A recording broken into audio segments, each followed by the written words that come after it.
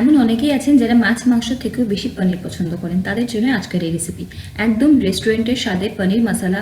বাড়িতে অবশ্যই একদিন করে দেখবেন, রুটি পরোটা বা পোলাওয়ের সাথে কিন্তু দারুণ লাগে খেতে, সময় খুব অল্প লাগে। চলুন দেখে নেওয়া যাক আমার আজকের এই রেসিপি। আমি এখানে 200 গ্রাম পনিরটাকে এরকমভাবে টুকরো করে নিয়েছি। আপনারা আপনাদের পছন্দ মতো ছোট বড় যেরকম ইচ্ছে টুকরো করে নিতে পারেন। পনিরটাকে ম্যারিনেট করব, তার জন্য আমি এখানে অল্প একটু নুন, অল্প একটু হলুদের গুঁড়ো আর অল্প একটু কাশ্মীরি লাল লঙ্কার গুঁড়ো, তিনটে কিন্তু আমি ওই 1/4 চা চামচের থেকেও কম দিচ্ছি, ওই 2 চিমটি মতো দিয়ে ভালো মতো ম্যারিনেট করে নেব। লাল লঙ্কার গুঁড়োটা অপশনাল, ইচ্ছে না হলে, পছন্দ না হলে অবশ্যই স্কিপ করতে পারেন। ভালো মতো পনিরটাকে মাখিয়ে নিয়ে 5 মিনিট মতো একটু রেস্টে রেখে দেবো। তারপরে কড়াইতে আমি সর্ষের তেল দেবো গরম করতে। তেল প্রথমে খুব বেশি দিচ্ছি না, কারণ পনিরটাকে প্রথমে একটু ভেজে নেব। চাইলে আপনারা পনির না ভেজেও কিন্তু এই গ্রেভিটা বা এই রান্নাটা করতে পারেন। পনির ভাজার পরে যদি মনে হয় অনেকের যে অনেক সময় টাইট হয়ে যায়, পনির যদি ভালো না থাকে, সেক্ষেত্রে আপনারা 1 কাপ গরম জলে 1/2 চা চামচ নুন ফেলে 5 মিনিট ভিজিয়ে রাখতে পারেন। তবে এখানে পনির যেটা ব্যবহার করছি খুব সফট, আমি তাই কিন্তু গরম জলে ভেজাচ্ছিলাম। তো ম্যারিনেট করে রাখা পনিরগুলো দিয়ে জাস্ট 2 থেকে 3 মিনিট আমি একটু উল্টিয়ে পাল্টিয়ে হালকা কালার আসা অবধি কিন্তু ভেজে নেব। আমি একসাথে সমস্ত পনিরগুলোই দিয়ে দিলাম।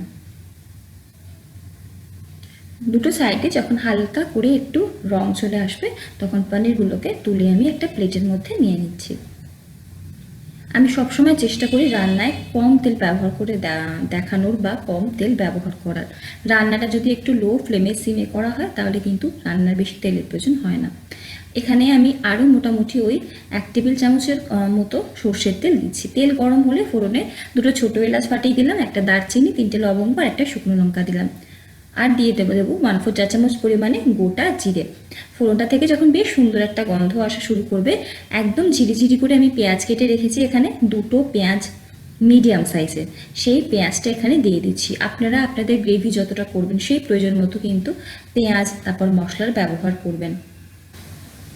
পেঁয়াজটাকে আমাদের কিন্তু ভেজে নিতে হবে, খুব বেশি লাল করে ভাজার দরকার নেই। যখন এরকম ভাজা হয়ে যাবে, আমি তখন দিয়ে দেবো এখানে কাঁচা লঙ্কা কুচি। লঙ্কাটা সবসময় নিজেদের ঝাল অনুযায়ী বা স্বাদ অনুযায়ী দেবেন। আর এখানে দিয়ে দেবো আমি আদা রসুনের পেস্ট 1 চা চামচ মতো।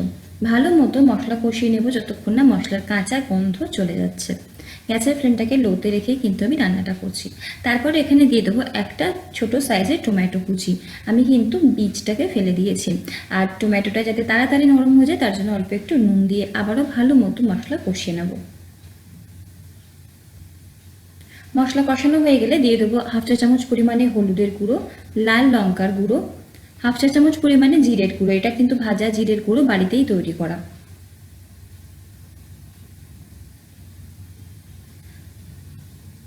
যদি প্রয়োজন মনে হয় অল্প একটু জলের ছিটে দিতে পারেন কষানোর জন্যে।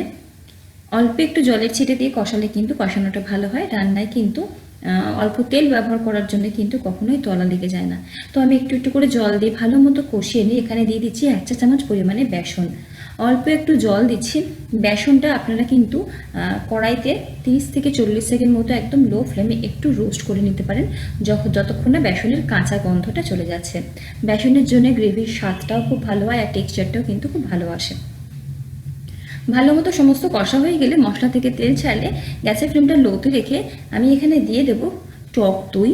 টক দই আমি এখানে প্রায় 2 থেকে 2.5 টেবিল চামচ পরিমাণে কিন্তু ব্যবহার করছি। আবারও ভালো মতো কষিয়ে নেব যতক্ষণ না মশলা থেকে তেল ছেড়ে আসছে। আমি কিন্তু ক্রমাগত অল্প অল্প গরম জলের ব্যবহার করে মশলাটাকে কষিয়ে নিচ্ছিলাম। মশলা ভালো মতো কষানো হয়ে গেলে আমি এখানে 1/2 কাপ পরিমাণে গরম জল দিলাম গ্রেভির জন্য। আপনারা আপনাদের প্রয়োজন মতো গরম জলের ব্যবহার করবেন। 1/4 কাপ আর 1/4 কাপ দুবারে দিয়েছি আমি 1/2 কাপ পরিমাণে গরম জল। ভালো মতো মিশিয়ে নিয়ে গ্রেভিটা যখন ফুটে উঠবে, ভেজে রাখা পনির দিচ্ছি। গ্রেভির সাথে পনির ভালো মতো মিশে গেলে দিয়ে দেবো 1/4 চা চামচ পরিমাণে চিনি। চিনিটা রান্না একটা ব্যালেন্স টেস্ট দেয়, তবে যারা পছন্দ করেন তারা নাও দিতে পারেন। ভালো মতো সমস্ত কিছুকে মিশিয়ে নিয়ে আমি এখানে দিয়ে দেবো 1/4 চা চামচ পরিমাণে গরম মশলার গুঁড়ো। গরম মশলার গুঁড়োটা রান্নাটা শেষ হওয়ার মিনিট 2 আগে দিলে কিন্তু রান্নাটা খেতে বেশি ভালো হয়। ভালো মতো সমস্ত কিছু মিশিয়ে নিয়ে গ্যাসের ফ্লেমটা লোতে রেখে আরও 2 থেকে 3 মিনিট ফুটিয়ে নেব। সবশেষে দিয়ে দেবো এখানে রোস্টেড কস্তুরি মেথি। কস্তুরি মেথিটা পাশে তাওয়াতে একটুখানি নাড়াচাড়া করে নিয়েছিলাম, তারপরে এভাবে দিয়ে দিচ্ছি। সমস্ত কিছু মিশিয়ে নেব আরও একবার, আর সব শেষে এক টুকরো মাখন দেব, দিয়ে কিন্তু রান্নাটাকে শেষ করব। মাখনের বদলে চাইলে কিন্তু আপনারা ঘিয়ের ব্যবহার করতে পারেন।